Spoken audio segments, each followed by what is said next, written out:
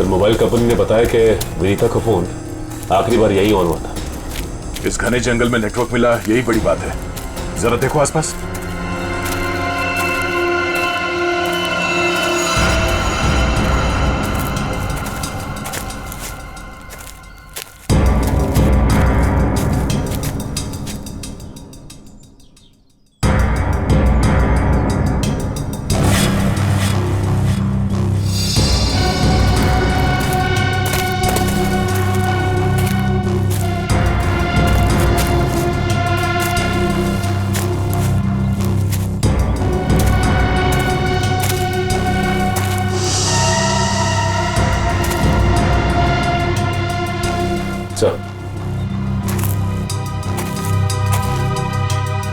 सामने झोपड़ी दिखाई दे रही है।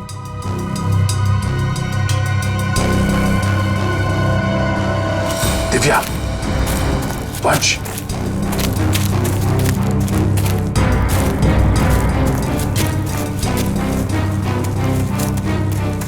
चौकन्ने रहना।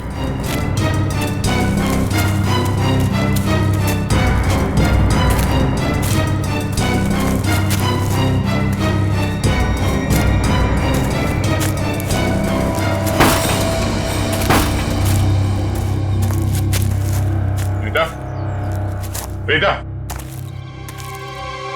तो तलाशी लो।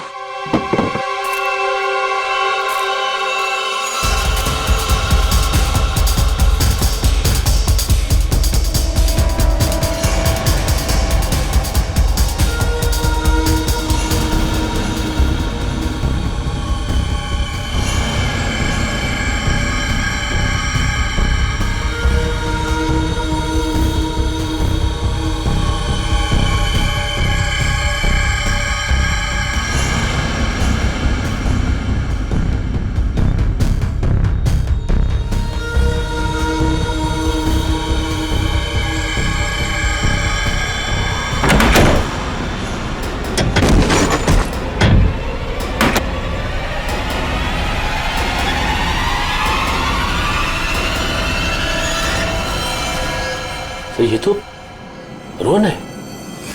सॉरी वॉचमैन अंकल, मुझसे गलती हो गई।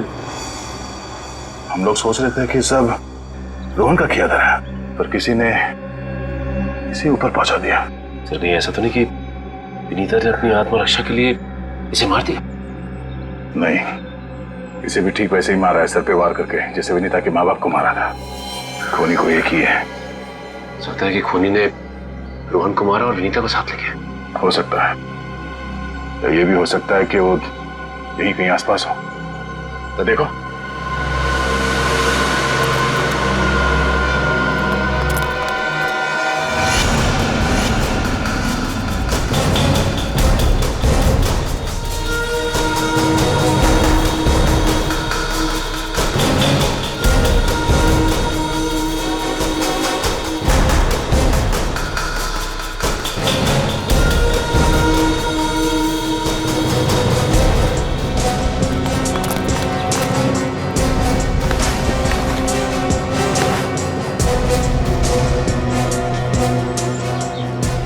सर आसपास पे कुछ नहीं मिला सर। तो कुछ नहीं मिला। सर ये देखिए, फावड़ा और कुदाल।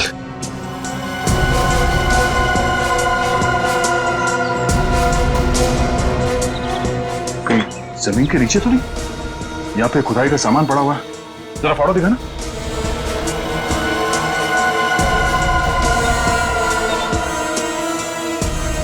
इस फावड़े पे गीली मिट्टी लगी हुई, और ये पत्ता। और विनीता को यहाँ जमीन के नीचे रखा गया है, जंगल के किसी ऐसे हिस्से में जहाँ पे ये पत्ते मिलते हो। ढूंढो, जरा देखो आसपास।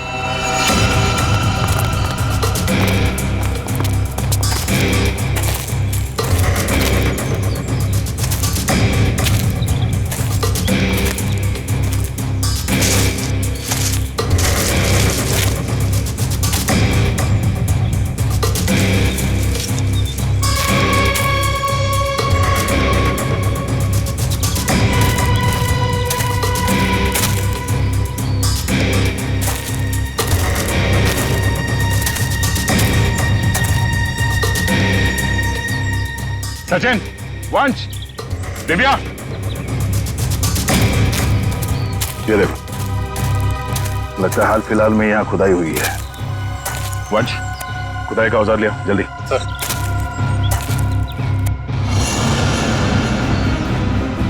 गुड, यहाँ पे खोदना शुरू करो।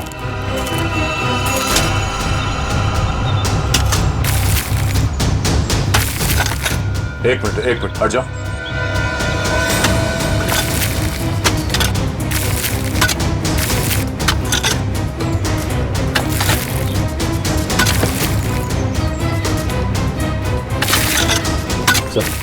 हाँ? कुछ है। एक मिनट, खोदा बंद करो, हाथ से निकालो।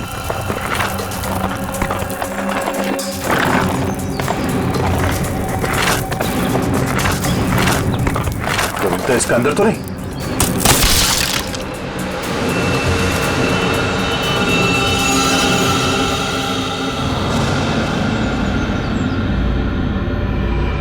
रीता! ओह नो, सांसें धीमी चल रही है, इसे अस्पताल ले जाना होगा। निकालो उसको बाहर जल्दी। हाथ दो, निकालो बाहर निकालो, पैर पकड़ो उसके। चलो।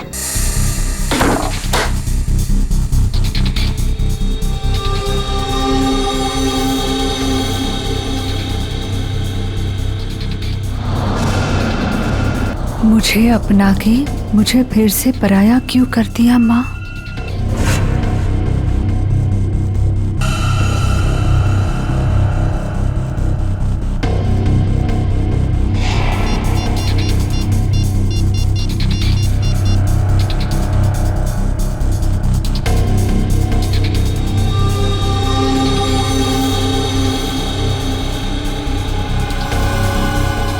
क्या आपने मुझसे कभी प्यार नहीं किया माँ?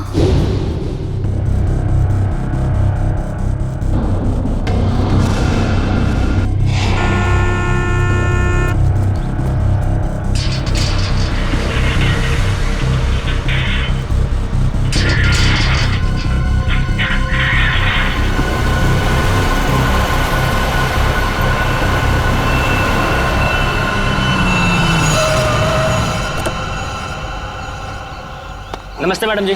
नमस्ते।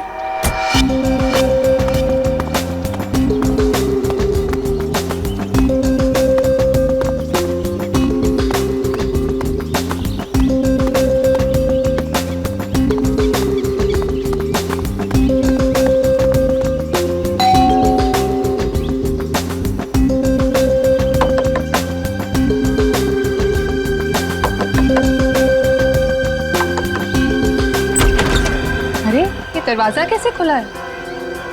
विनीता, विनीता, विनीता, कहाँ हो तुम? सो रही हो क्या? विनीता। अंकल, आंटी, कोई आवाज क्यों नहीं दे रहा है?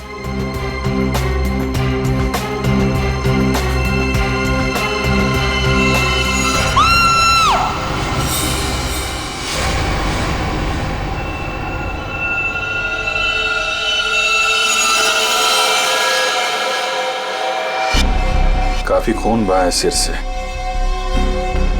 लगता है किसी भारी चीज से मारा गया है। सर बाथरूम में ये लोहे का रॉड मिला है सर, इस पे ताजे खून के धब्बे हैं। हो सकता है इन दोनों को मारने के लिए इस रॉड का इस्तेमाल किया गया है। उंगलियों के निशान मिल सकते हैं इस पे। संभाल के रख दो।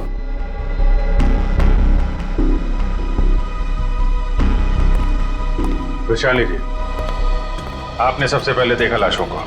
मैंने और मेरी फ्रेंड विनीता ने टेनिस खेलने का प्लान बनाया था। जब मैं यहाँ आई तो विनीता मुझे नहीं मिली और अंकल आंटी की लाश। लाश के आसपास किसी को देखा था? यहाँ पे कोई नहीं था। और बाहर का दरवाजा खुला हुआ था? जी, पर मुझे विनीता की फिक्र हो रही है क्योंकि उसका फोन सुबह से बंद आ रहा है। विनीता का कोई फोटो है आपके पास? फोटो तो ये रही। वंश, सर ये फोटो सब चेक ना किया और पुलिस स्टेशन में भेजो। इसकी जान को खतरा हो सकता है। सर और आप हैं यहाँ के वॉचमैन। वॉचमैन का मतलब समझते हो? घर का रखवाला। ये रखवाली की है तुमने अपने मालिक और मालकिन की। कैसे कहूँ साहब, अब तो ये बोझ पूरी जिंदगी मेरी आत्मा पर रहने वाला। तुम्हारे रहते हुए खूनी अंदर आया तो आया कैसे? ये बात तो मेरे लिए भी पहेली बनी हुई है। ऐसी पहेली सुलझाना सीआईडी को अच्छी तरीके से आता है। प्लीज साहब, मेरे बाबूजी से इस तरह बात मत कीजिए। ये दिल के मरीज है और अगर इन्हें कुछ हो गया तो मेरा क्या होगा? चुप कर, माफ करना साहब, मेरा बेटा है, मुझसे बहुत प्यार करता है। चल जा, बाहर जाके बैठ। कल रात विनीता घर पे थी? हाँ साहब, वो घर पे ही थी, मगर रात को देर से आई थी। 2 बजे घर पे आई थी वो। और वैशाली जी आप कितने बजे आए? सुबह 8 बजे। मतलब विनीता यहाँ से रात 2 बजे से सुबह 8 बजे के बीच में गई है? नहीं गई साहब। नहीं गई है तो घर पे कहाँ है? तुम ड्यूटी पे कितने बजे सो रहे थे ये बताओ। नहीं साहब, हम बिल्कुल नहीं सोए। सोने की बात तो दूर, हमने सेकंड की झपकी भी नहीं ली। तो क्या वो खूनी आसमान से उड़ के इस घर में आया? हाँ? वैशाली एक बात बता, विनीता के परिवार वालों की किसी से कोई दुश्मनी थी? मुझे इस बारे में कुछ नहीं पता। अच्छा, विनीता के बारे में आप हमें और क्या बता सकती हैं? विनीता मुझसे अपने सारे सुख दुख बांटती थी, बस उसे अपने अनाथ होने की हीन भावना महसूस होती रहती थी। एक मिनट, आपने कहा कि विनीता अनाथ है? अंकल आंटी ने उसे गोद ले रखा था। अच्छा, विनीता का सुरेश जी और उनकी पत्नी के साथ कैसा संबंध था? बहुत अच्छा था, जैसे कि उसके सगे माँ बाप हो।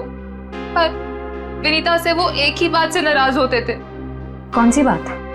रोहन। ये रोहन कौन है? वो सुरेश अंकल के दोस्त धनराज जी का बेटा था। उससे विनीता बहुत प्यार करती थी, पर इन्हें ये रिश्ता जरा भी मंजूर नहीं था। रोहन ठीक आदमी नहीं था क्या? एक नंबर का शराबी। उसकी शराब पीने की लत की वजह से उसके माँ बाप ने उसे जायदाद से बेदखल कर दिया था। शराब पीने के बाद उसे कुछ भी होश नहीं रहता। एक बार तो उसने मेरे सामने इतना बड़ा ड्रामा क्रिएट किया था। विनीता, दरवाजा खोलो, खोलो दरवाजा। मैंने कहा दरवाजा खोलो वरना मैं दरवाजा तोड़ दूंगा। रोहन, मैं तुमसे अभी कोई बात नहीं कर सकती, प्लीज चले जाओ यहाँ से। मुझे अभी बात करनी है, मुझे इसी वक्त बात करनी है। खोलो दरवाजा, खोलो। साहब, बेटिया ने मना किया ना, वो आपसे नहीं मिलना चाहती है। आप जाइए यहाँ से। विनीता, ये क्या कर रही हो? दरवाजा मत खोलो। मुझसे इस तरह से बात करने वाला चला। हाँ विनीता, तुम्हारे पापा एकदम सही कह रहे हैं। अभी वो होश में नहीं है, दरवाजा मत खोलना। और अच्छे से समझा दे कि दोबारा मुझसे पंगा ना ले। हट। विनीता, ये क्या ड्रामा लगा रखा है रोहन? चलो, अभी चलो यहाँ से। अरे, और माफी मांगो इनसे। सॉरी वॉचमैन अंकल, मुझसे गलती हो गई। ये मेरी बदतमीजी की कीमत। दारू पी के तुम कुछ भी करते हो ना, कुछ भी बकते हो। चलो यहाँ से, चलो रोहन। हो सकता है इस रोहन ने शराब के नशे में आके सुरेश जी और उनकी पत्नी का खून कर दिया और फिर विनीता को अपने साथ लेकर चला गया। इस रोहन का नंबर है आपके पास? हाँ, नंबर तो है मेरे पास। 1982345561।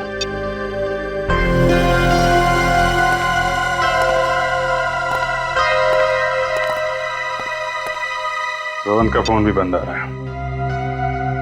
सर, अब एक बात समझ में नहीं आ रही है। अगर वो खूनी मेन गेट से अंदर नहीं आया तो फिर कहाँ से आया? घर को चेक करते हैं।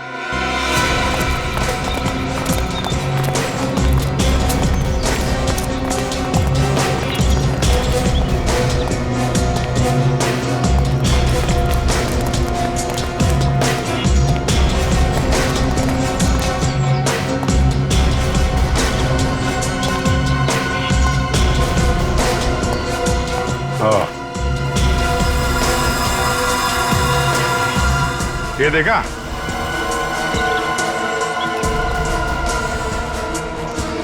लगता है खूनी यहाँ से अंदर आया और फिर यहीं से बाहर भाग गया। सर, खूनी यहाँ से आ जा सकता है, लेकिन खूनी विनीता को यहाँ से कैसे लेके जा सकता है? हाँ सर, अगर विनीता के साथ उसने जोर जबरदस्ती की होगी तो विनीता चीखती चिल्लाती शोर मचाती। हो सकता है विनीता को बेहोश कर दिया। इसके पहले उसे कुछ हो, हमें उसे ढूंढना होगा। और इस रोहन से भी मिलना पड़ेगा।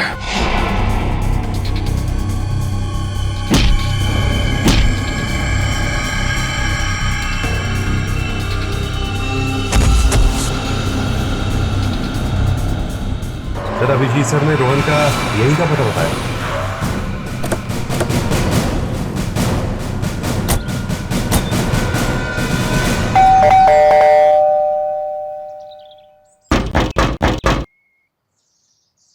सर ये रोहन वाकई में अंदर नहीं है या फिर जानबूझ के दरवाजा नहीं खोल रहा है? अभी पता चल जाएगा।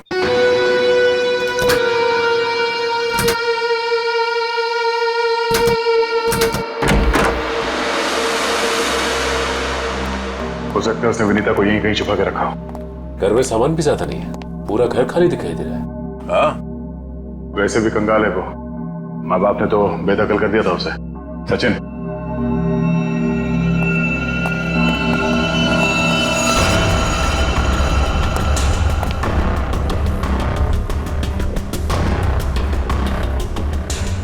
सर यहाँ तो कोई भी नहीं है, ना ही विनीता और ना ही रोहन। हो सकता है उसने अपना ठिकाना बदल दिया। काम करो, घर की तलाशी लो, कोई ना कोई सुराग जरूर मिलेगा।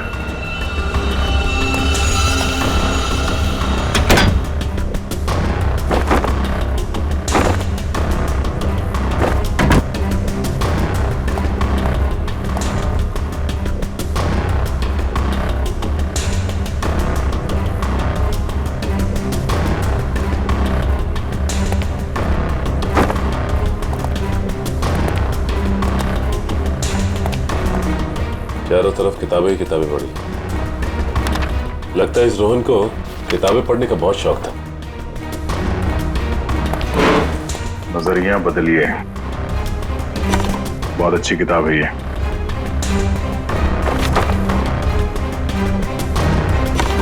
सर, ये देखिए, इस डस्टबिन में ये दस्ताने पड़े थे। लगता है किसी ने अभी भी जलाया। मतलब इन दस्तानों का इस केस से कुछ लेना देना है।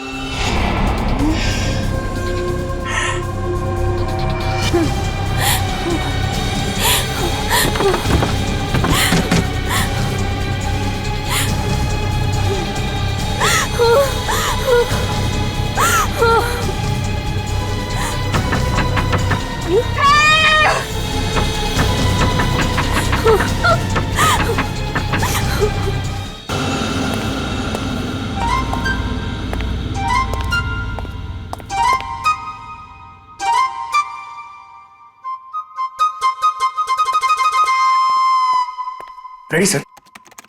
मेरे इतने बड़े शरीर के इत्तू से दिमाग में ना एक बात नहीं घुस रही है। कौन सी बात? ये रोहन का मेन मकसद था विनीता से शादी करना। Correct correct. फिर इसने अपने सास ससुर की जान क्यों ली?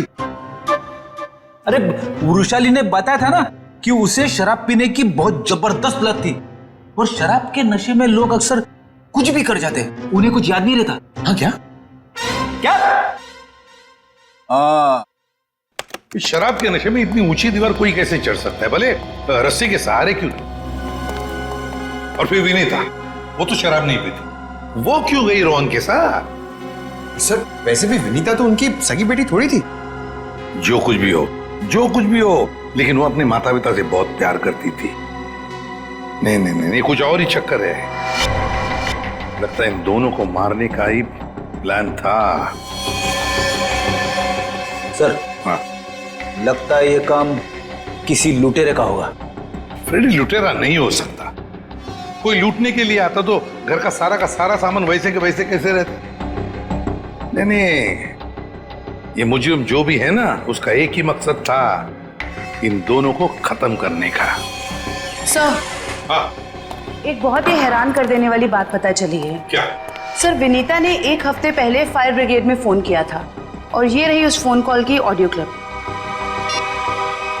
हेलो फायर ब्रिगेड, मेरे घर में आग लगी है, प्लीज जल्दी किसी को भेज दीजिए।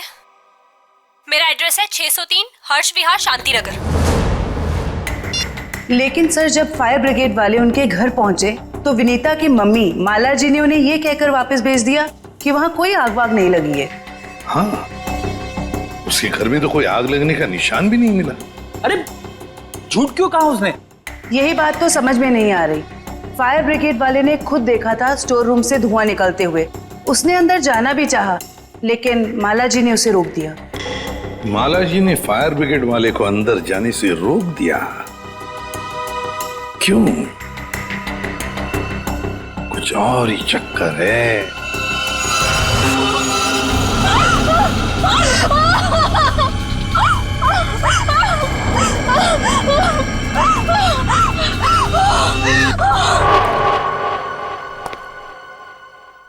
छान मारो इस जगह को अच्छी तरह से, कुछ ना कुछ जरूर मिलेगा।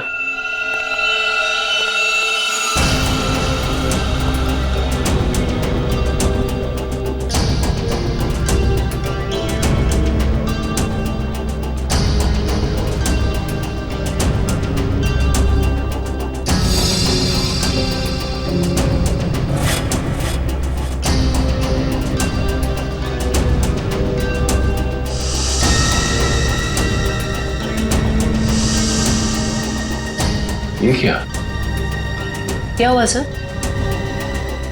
सीलिंग पे पेंटिंग बनाया। बड़ी ही अजीब बात है। देखते हैं।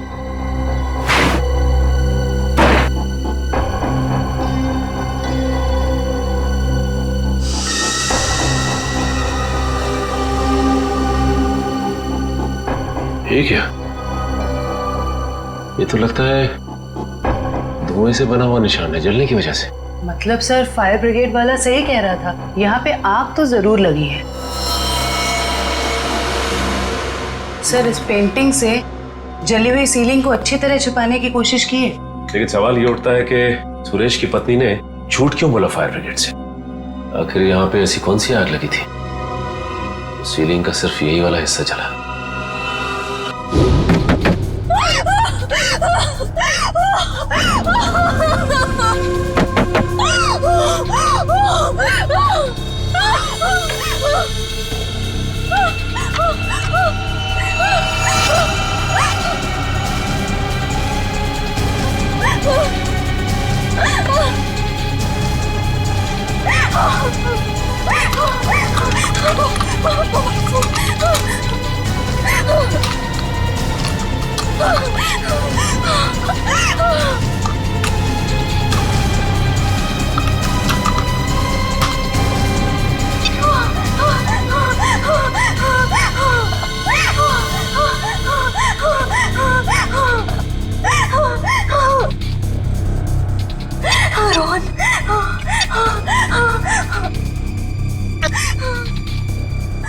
रोहन फोन क्यों नहीं उठा रहा?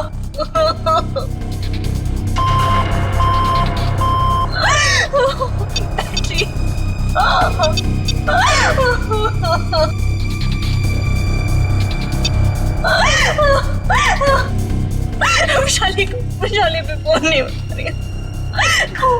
बैटरी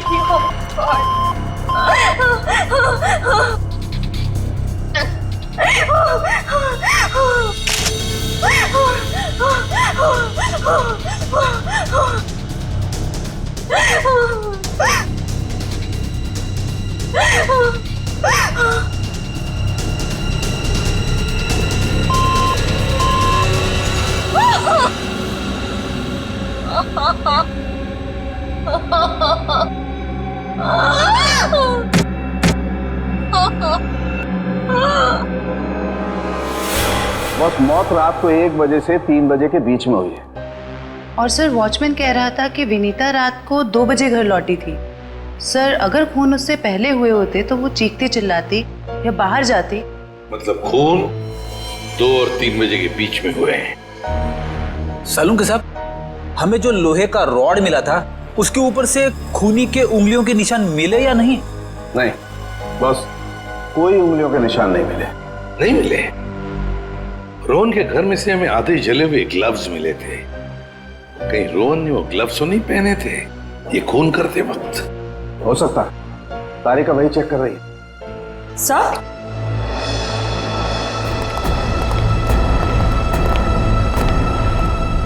सर ये खास किस्म का सॉल्यूशन है, इको डेल्पाइट नाम। अगर मैं इस सॉल्यूशन को इन दस्तानों पर डालूं तो इन दस्तानों पर जो कुछ भी लगा हुआ होगा वो अलग हो जाएगा। अरे वाह, फॉरेंसिक टेक्नोलॉजी कहां से कहां पहुंच गई है।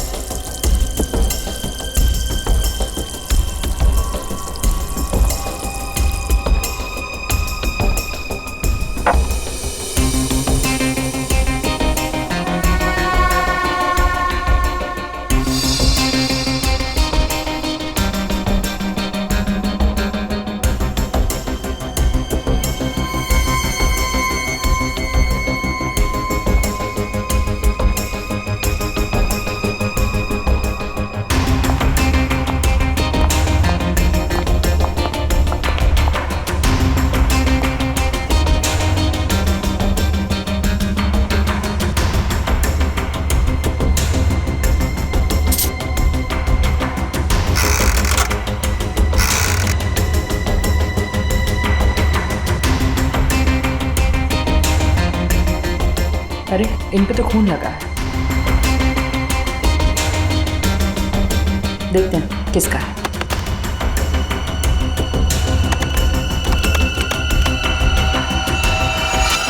पॉजिटिव सर, ये खून मिस्टर एंड मिसेस सुरेश का ही है। मतलब सर ये खून रोहन ने ही किया है? एक मिनट होल्ड ऑन।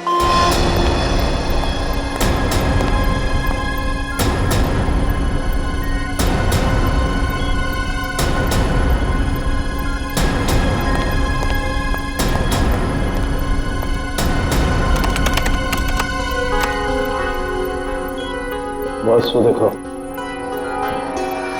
दस्तानों पर ये जो दिखाई दे रहे हैं ये रस्सी के रेशे। सर कहीं ये वही रस्सी तो नहीं जो हमें विनीता के घर के बाहर मिली थी? ये डॉक्टर साहब का कंप्यूटर कैसा है? टी टी टी टी करते रहता है। बस दस्तानों पर रस्सी के रेशे के अलावा कुछ और भी है। क्या? थोड़ा वक्त दो, पता लगाता हूं।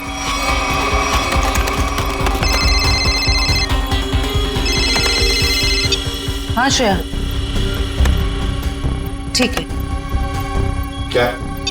सर विनीता का फोन थोड़ी देर के लिए ऑन हुआ था, उसके घर के बिल्कुल करीब। और सर उसने सोशल नेटवर्किंग साइट पे अपने दोस्त को एक SOS मैसेज भी भेजा है। श्रेया मुझे लिंक अभी भेज रही है सर, ये देखिए सर। मैं घुटन से मर रही हूं, प्लीज मुझे बचाओ। Vinita, my God.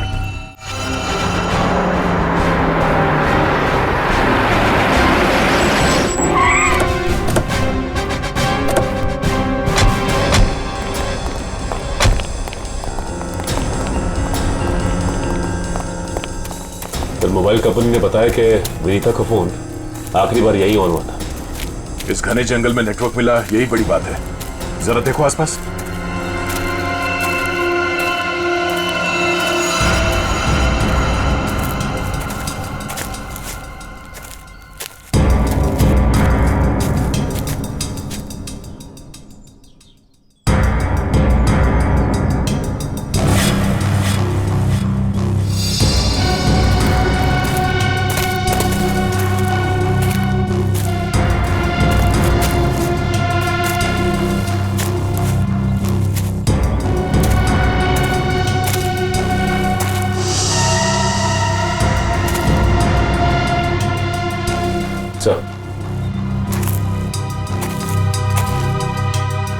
सामने झोपड़ी दिखाई दे रही है।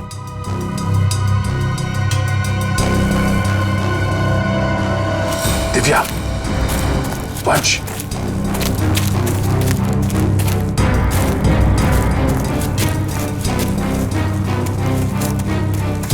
चौकन्ने रहना।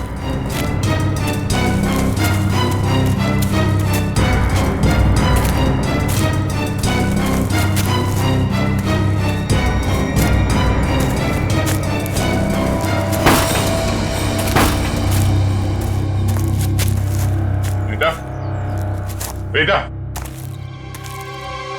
तो तलाशी लो।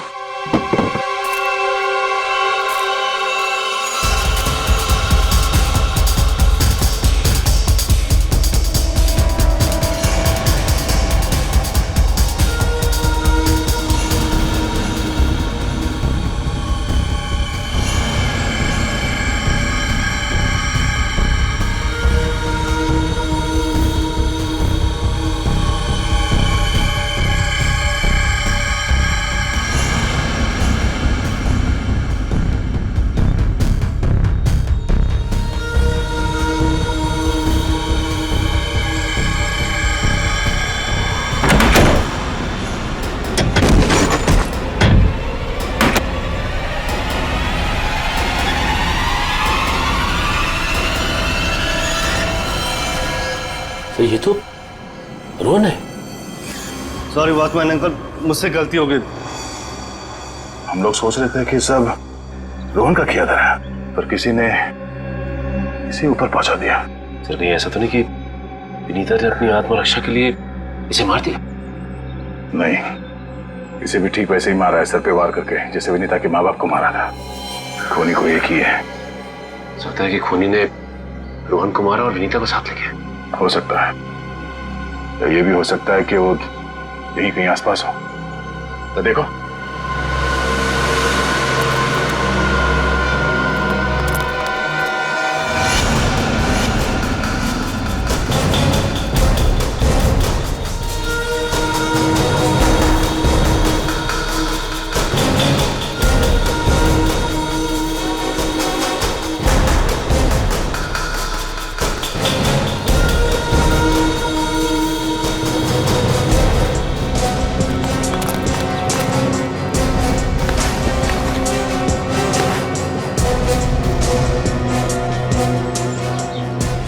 सर आसपास भी कुछ नहीं मिला तो कुछ नहीं मिला। सर ये देखिए, फावड़ा और कुदाल।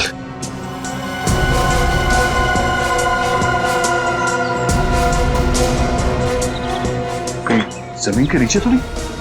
यहाँ पे खुदाई का सामान पड़ा हुआ है, जरा फाड़ो दिखा ना।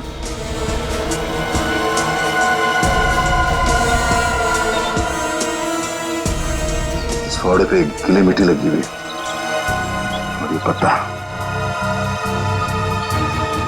अब विनीता को यहाँ जमीन के नीचे रखा गया है, जंगल के किसी ऐसे हिस्से में जहाँ पे ये पत्ते मिलते हो। ढूंढो, जरा देखो आसपास।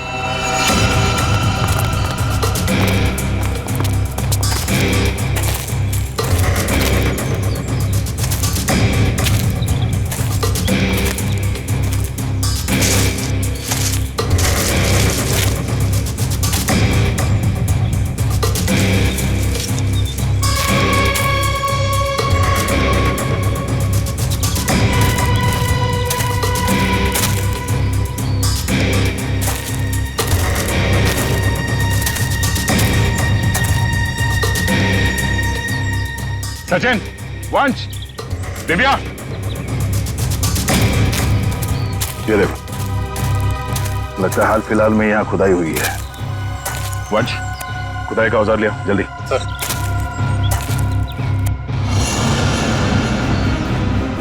गुड, यहाँ पे खोदना शुरू करो।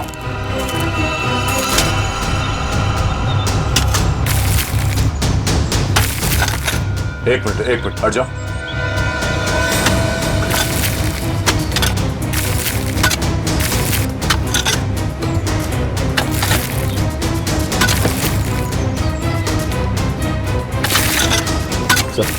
हाँ?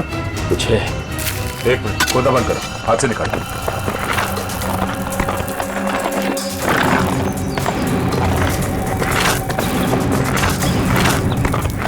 तो इसका अंदर तो नहीं?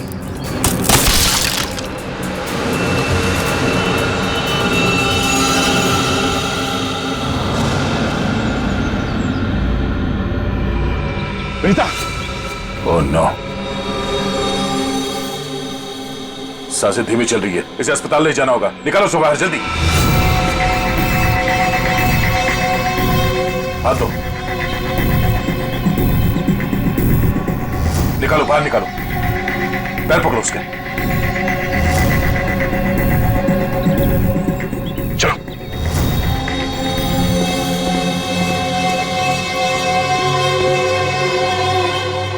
इतना समय बीत गया है, पता नहीं किस हाल में होगी विनीता।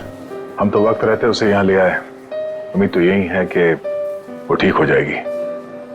ठीक भी हो जाएगी तो भी रोहन की मौत और उसके माँ बाप की मौत का सदमा पता नहीं बर्दाश्त कर पाएगी कि नहीं। मैं हमेशा कहता हूँ कि सीआईडी में सबसे मुश्किल काम यही है, किसी को किसी अपने की मौत की खबर देना। हाँ डॉक्टर साहब, कैसी है विनीता?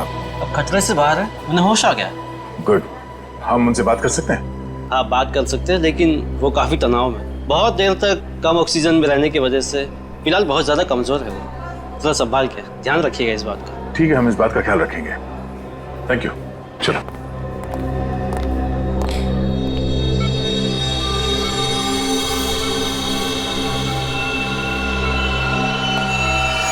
अरे नहीं नहीं नहीं, लेटे रहो, आराम करो। Thank you sir. डॉक्टर ने बताया कि आप लोगों ने मेरी जान बचाई। अरे हम तो बस एक जरिया थे, जान बचाने वाला तो वो है। ये ऊपर वाले की भी मुझे समझ नहीं आती। जब उसने मेरी जान बचाई तो मेरे मम्मी पापा की जान भी बचा लेते। तो तुम्हें अपने माता पिता के मर्डर के बारे में पता है?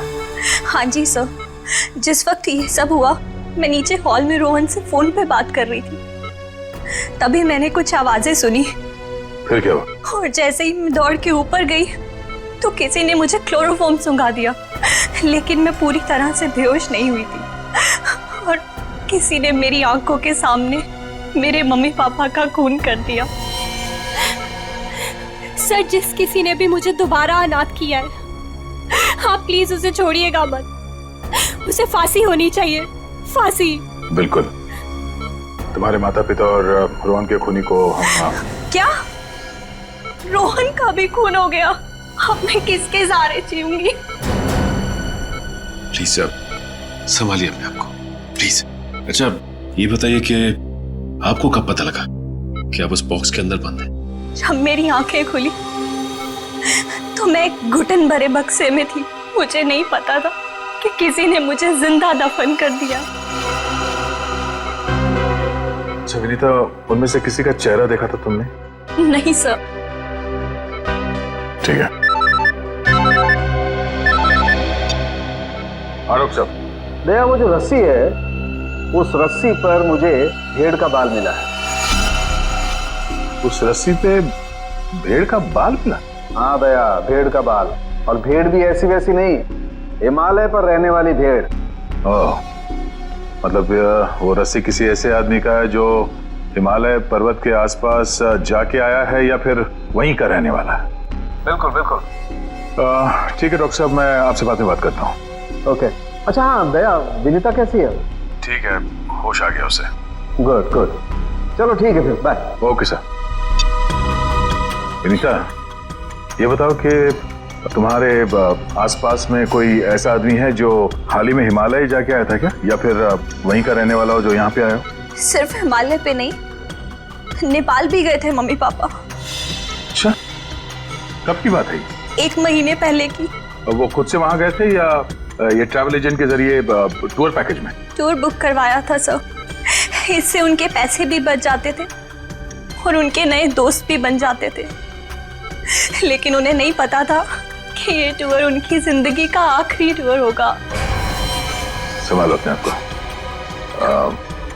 विनीता, हमें उस ट्रैवल एजेंट का नंबर चाहिए।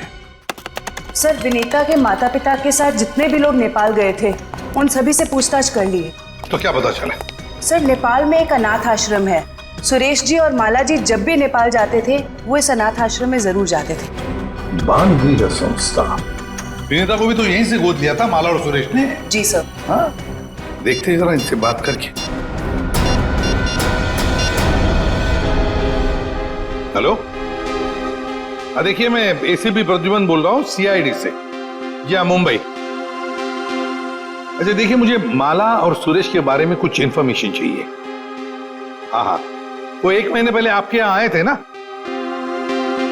अच्छा अच्छा, तो प्लीज एक काम करेंगे आप, वो फोटोग्राफ्स हमारे सीआईडी के वेबसाइट पर मुझे भेज देंगे आप? Okay, thank you. क्या हुआ सर? किसकी तस्वीरें मंगवाई आपने? विनीता को गोद लेने से पहले सुरेश और माला ने इसी अनाथ आश्रम से 1 साल पहले एक लड़के को गोद लिया था, गोविंद नाम में। गोविंद, लगता है फोटोग्राफ्स आ गए।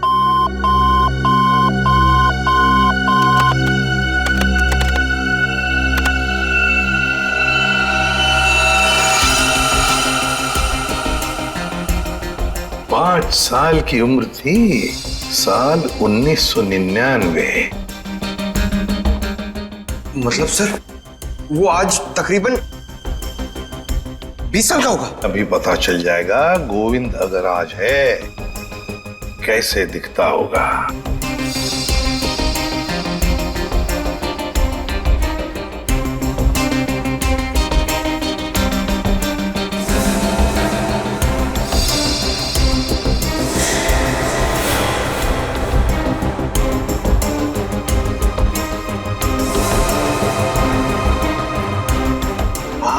गॉड, माय गॉड, ये गोविंद है।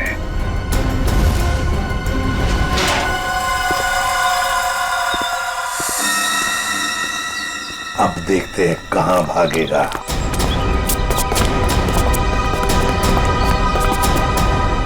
ठीक है सर, हमें देख के अंदर भाग गया है। जब गीदड़ की मौत आती है तो वो शहर की तरफ भागता है, मगर ये तो अंदर भाग गया। मगर सर वो अंदर की तरफ क्यों भागा? वो तो पकड़ा जाएगा। ऐसे मुजरिम बाहर की तरफ भागते हैं, मगर ये अंदर भागे या बाहर, पकड़ा तो ये जाएगा ही। कहां गया ये? अभिजीत, दया सर, फैल जाओ, मैं सामने से घुसता हूं।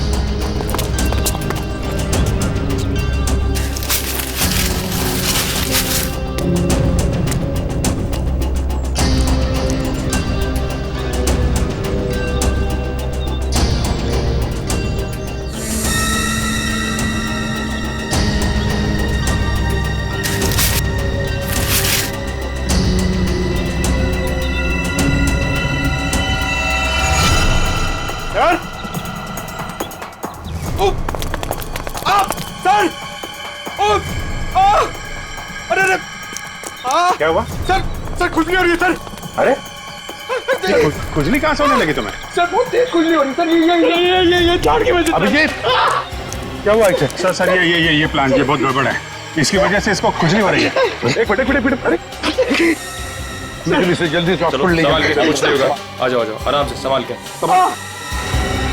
तो जानबूझकर हमें यहाँ अंदर बुलवा लिया है, जाल रचा है उसने खुजली वाले पौधों का। संभल के रहना, यहीं कहीं छुपाई है।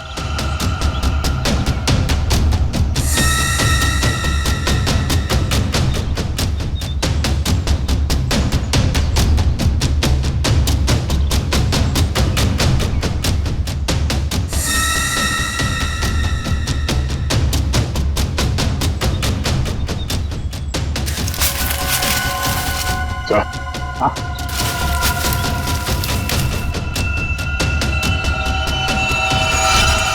चलो वहां देख लो, बहुत बना लिया पौधों को हथियार।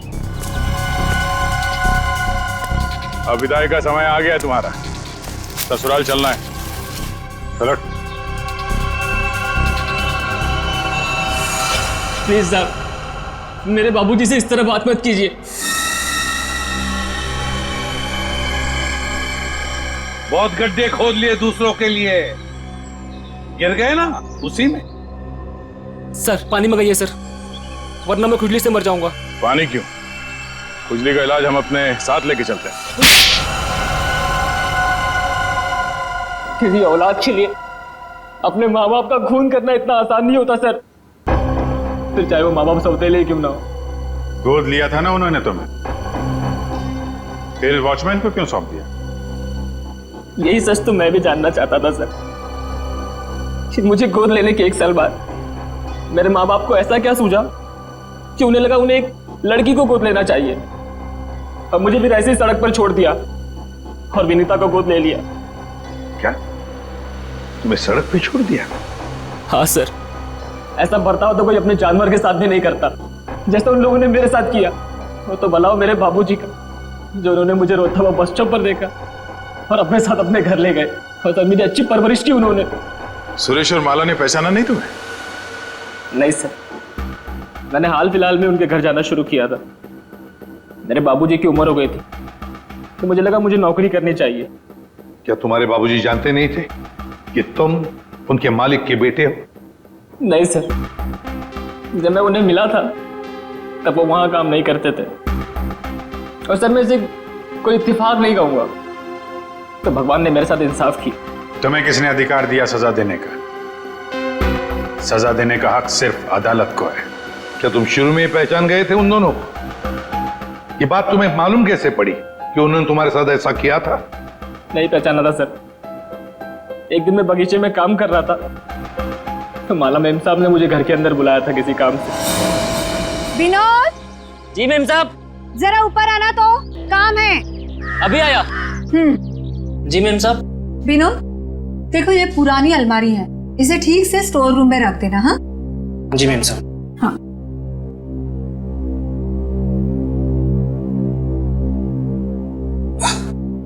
हुआ विनोद?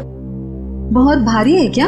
बहुत ज्यादा भारी मेम साहब। एक काम करता हूँ, इसमें से कुछ सामान बाहर निकाल लेता हूँ। मगर निकाला हुआ सामान फिर से रख देना अंदर। हाँ जी मेम साहब। हाँ।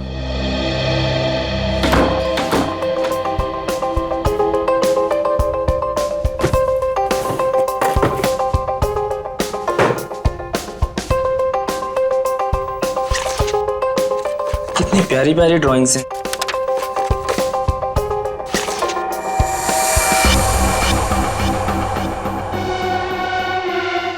ये तस्वीर तो मेरे बचपन की है।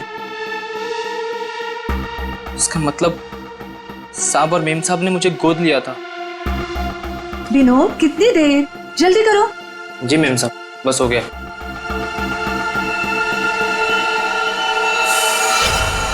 और फिर तुम नेपाल गए सच्चाई का पता लगाने? हाँ सर, और जब मुझे सच का पता चल गया तो मैंने पूरे परिवार के नाक में दम करना शुरू कर दिया।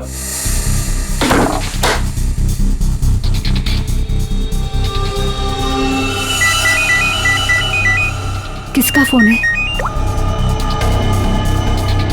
हेलो हेलो, अरे जवाब क्यों नहीं दे रहे हो? हेलो, कौन है? ऐसा क्यों किया?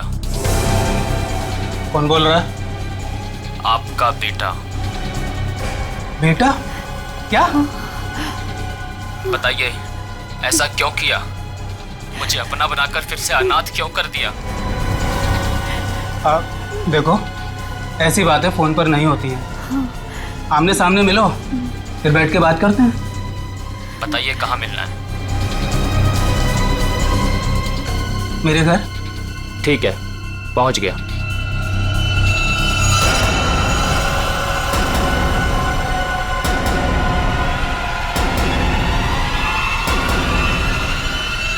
स्टोर रूम की अलमारी में तुम्ही ने आग लगाई थी ना? हाँ सर, पर माला जी नहीं चाहती थी कि उनकी सच्चाई दुनिया को मालूम पड़े और समाज में उनकी बेइज्जती हो, इसीलिए फायर ब्रिगेड को भी उन्होंने वापस भिजवा दिया। और रोहन? रोहन को क्यों मारा? मैं रोहन को नहीं मारना चाहता था सर, उससे मेरा कोई लेना देना था ही नहीं। मैं तो उसके घर गया हुआ था वो दस्ताने रखने के लिए, ताकि आप लोगों को दस्ताने उसके घर से मिले और आप लोग उस पर शक करें। उसने मुझे देख लिया सर, मजबूरन मुझे उसे मारना पड़ा। बदले की आग में तूने 3 खून किए, एक मासूम को जिंदा दफनाने की कोशिश भी की। ये कैसा बदला? ये बदले की आग तुम्हें फांसी के फंदे तक ले जाएगी, फांसी के फंदे तक।